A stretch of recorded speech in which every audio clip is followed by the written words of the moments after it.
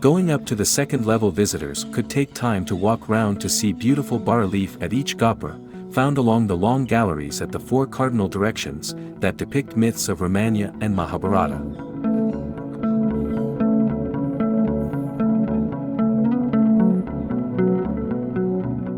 On the top-level visitors could walk around and look down to the ground to see beautiful view which allows a feeling of standing in paradise.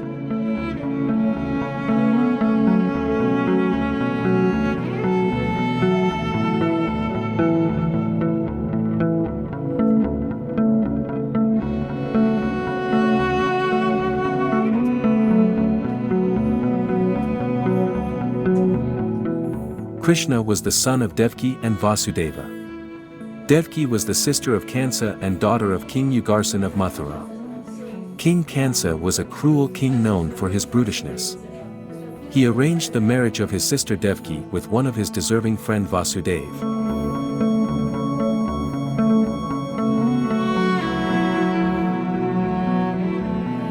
When King Kansa was riding a marriage chariot with Vasudeva and Devaki, he heard a voice coming from sky saying he will be killed by Devaki's eighth son. Hearing this, the evil Kansa turned to look at his sister and tried to kill her with his sword, but Vasudeva stopped him.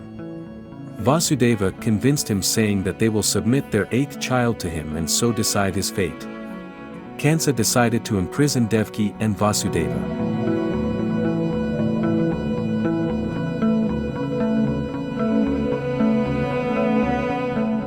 Kansa imprisoned the couple and he killed each and every child of Devaki and Vasudeva on the day it was born. Year by year, 6 sons were killed mercilessly by Kansa. Now Devaki was pregnant with the 7th child. Lord Vishnu called upon the goddess Mahamaya and asked her to transfer the 7th child in Devaki's womb to Rohini's womb. Rohini was the first wife of Vasudeva and who came to visit him in the prison. Mahamaya did so. She transferred the 7th child of Vasudeva in Rohini's womb, who resides in Gokul with Yashoda and Nandaraj. Nandaraj was the brother-in-law of Vasudeva. This 7th child was Balarama, who was very brave.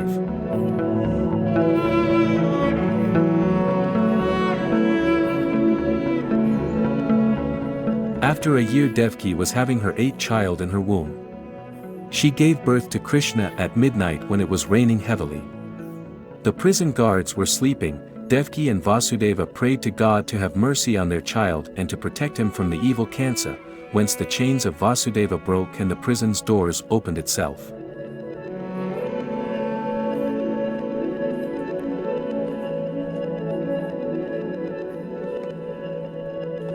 Devaki hugged the child close to her heart and gave it to Vasudeva. Vasudeva took the child and rushed towards Gokul. Vasudeva reached the river Yamuna, where he saw baskets on the river bank. He placed the child in one and lifted it over his head. The water of Yamuna was flowing wildly. Vasudeva stepped in the river to cross it. The water level rose higher till Vasudeva's nose. It seems as if Yamuna was eager to touch Lord Krishna. Krishna touched the river with his foot and instantly the water level started falling.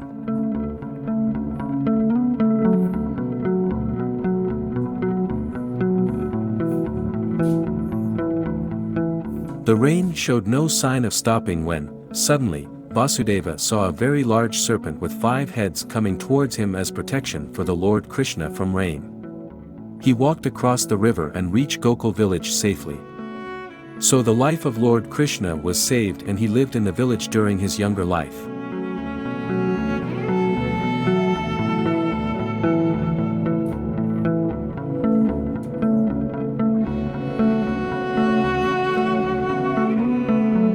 The Gokul village was dependent on Yamuna river for water supplies.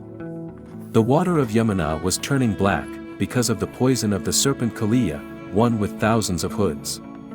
Kalia and his wives lived by the river. Because the water was poisonous, cattle and even people who drank the Yamuna water died.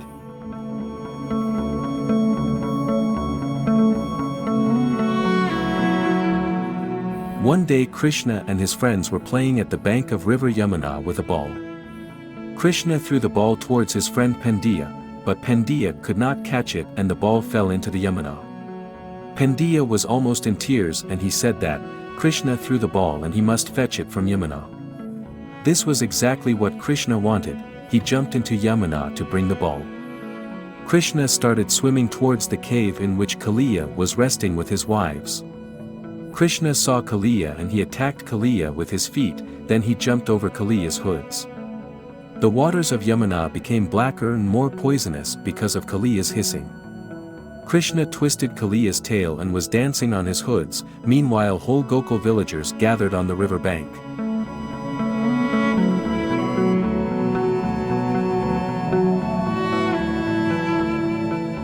Yashoda was crying for Krishna, everyone was praying for Krishna.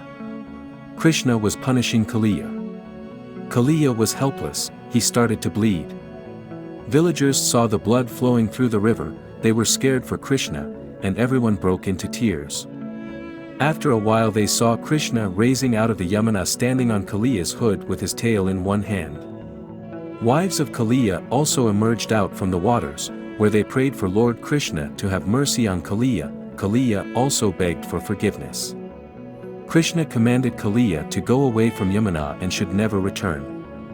Kalia returned to the netherworld with his wives. Everybody praised Krishna.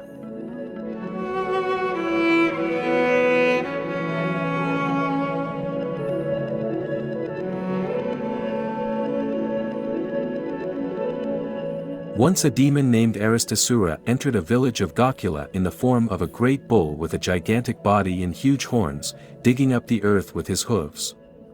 When the demon entered the village, the whole land appeared to tremble, as if there were an earthquake. The fearful roaring of the bull was so piercing that some of the pregnant cows and women had miscarriages. Everyone fled the village. The situation became very terrible, and all the inhabitants ran toward Krishna for help. The villagers said, "Krishna! Krishna, please save us." Krishna immediately replied, "Don't be afraid." He then appeared before Azura and started to fight. The bull proceeded toward Krishna in anger. Digging the earth with his hooves, Azura lifted his tail, and it appeared that clouds were hovering about the tail. His eyes were reddish and moving in anger, pointing his horns at Krishna. Krishna immediately caught his horns and tossed him away, just as a gigantic elephant repels a small unfriendly elephant. Bleeding from the mouth and passing stool and urine, his eyes starting from their sockets, the bull passed to the kingdom of death.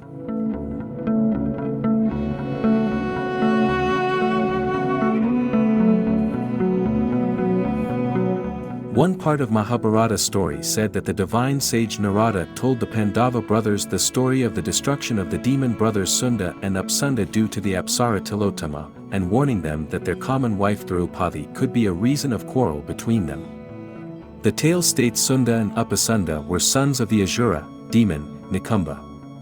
They are described as inseparable siblings who shared everything, the kingdom, the bed, food, house, and chair.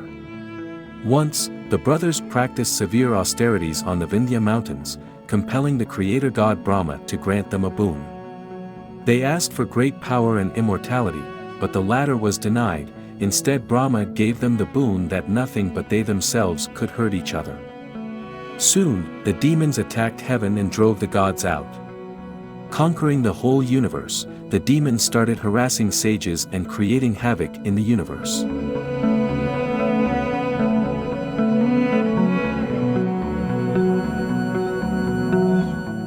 The gods and seers sought refuge with Brahma.